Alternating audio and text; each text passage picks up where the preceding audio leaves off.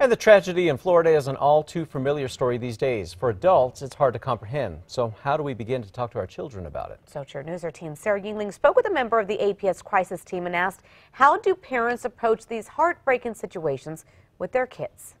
It is such a traumatic time for everyone. The shooting at Aztec High School sent shockwaves through New Mexico. Students in fear. We thought it was somebody banging on the lockers.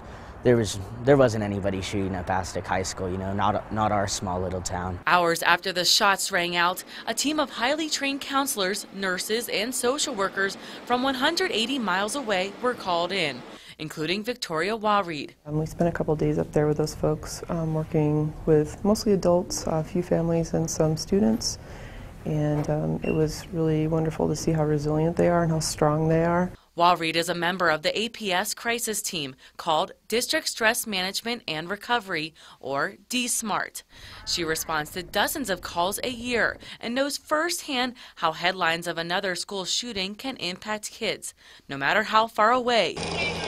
After the school shooting in Parkland, Florida, parents may be wondering how to even start a conversation with their kids.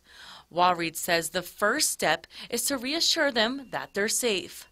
The second is to ask questions. Ask them, well, so what are you hearing? What did you see? What do you think of that?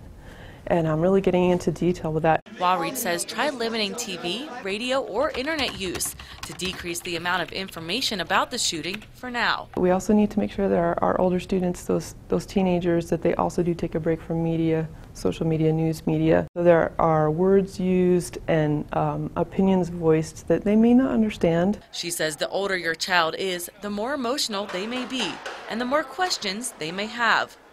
Younger students may have a harder time expressing themselves. That's why it's important to keep an eye on their actions. And noticing maybe they're not real talkative, noticing if they've changed their habits. That can be a warning sign that they're very stressed out.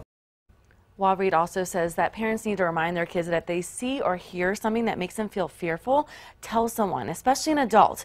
Also let them know that it's not tattling and they're actually helping to keep the school safe. Back to you.